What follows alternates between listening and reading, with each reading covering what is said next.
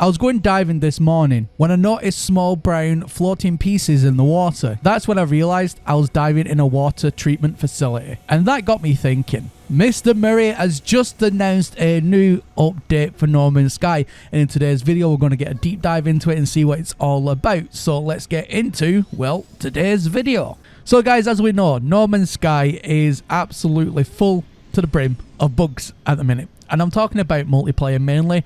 It's very, very, very difficult to join your friends in a multiplayer game without people, you know, dropping connection or just flat out not being able to join each other.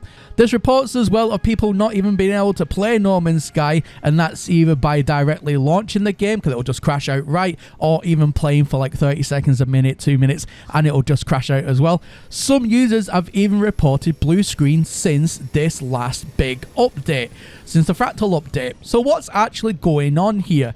Now, we know that the team have been hard at work, and they have been releasing updates as time goes on to try and fix a lot of these issues. In fact, one of the worst ones as well, other than obviously the blue screening and the crashing, is when people are using controller on the actual PC, whether that be on an Xbox controller or whatever, the game just wouldn't work. Travelers would literally get to the loading screen and then they won't be able to go from there because there was no input, even though there was no moving the mouse like crazy or even using the controller like crazy, and they just wasn't able to physically click on anything.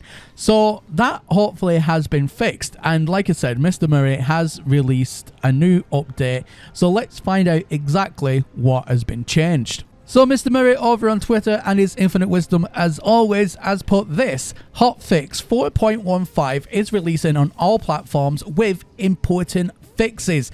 That is amazing news. So we're going to dive into what exactly these fixes are, but if they are important fixes and it's coming to all platforms, fingers crossed it does take care of a lot of issues. So let's have a look and see just what these important fixes actually are.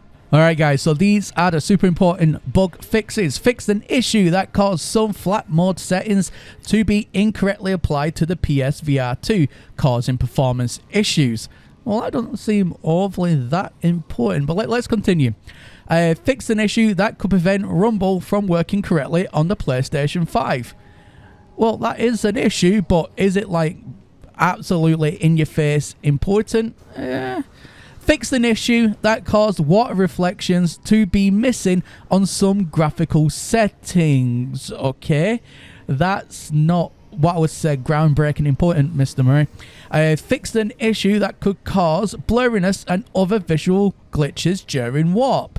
Fix an issue that could prevent players from accessing the refiners. That I would say is important. Fixed an issue that prevented the unhide system button from working in the hidden systems list. Okay, not overly, again, straight to the point of, you know, that important, but okay. Fix a rare issue that could incorrectly allow players to access the space anomaly from the quick menu after reload. Well, that's more like a quality of life feature, but that's been fixed. Okay. Fix the number of base building control issues for PSVR with Move controllers. Fix an issue that could cause the space anomaly missions to become stuck in the log after completing an expedition. That is an important fix. Fine. Fix a crash related to networking. Fix a crash related to options menu. Fix a crash related to rendering. And fix a Steam Deck specific crash. Wow. Right. Okay. So let's just talk about this.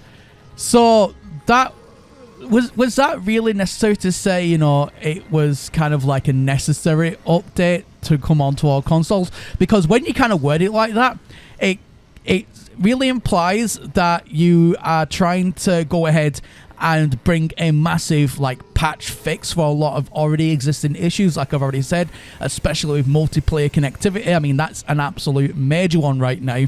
Instead, it's just some PSVR stuff and some odd ones that don't really need to be fixed, as in right now. That shouldn't be at the top of the priority list, especially to roll it out to all platforms, because to roll updates out to like consoles and of even with the Nintendo, they have to go through a vetting process which costs the company money.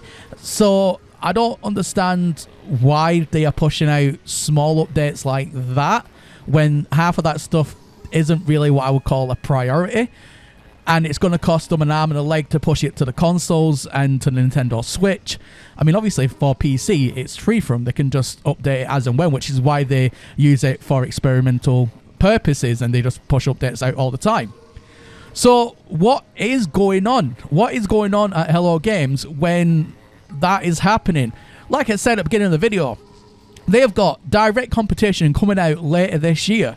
And these little patches, they're just not cut in par. They really need to get to the meaty bone of the steak and just get things patched, get things fixed, especially with multiplayer connectivity. Again, guys, let me know your thoughts about this in the comment section down below. Do you think that this is a really good patch fix? Do you think that this is exactly what the team should be doing? And don't get me wrong, I think they should be completely fixing bugs, but they should be prioritizing what are the urgent ones, and some of well, most of those I won't call particularly urgent, but that's my humble opinion. Let me know your thoughts in the comment section down below. Anyway, guys, that is everything from me here today, and as always, my name is Professor Cynical, and I'll catch you all again in the next one. Bye for now.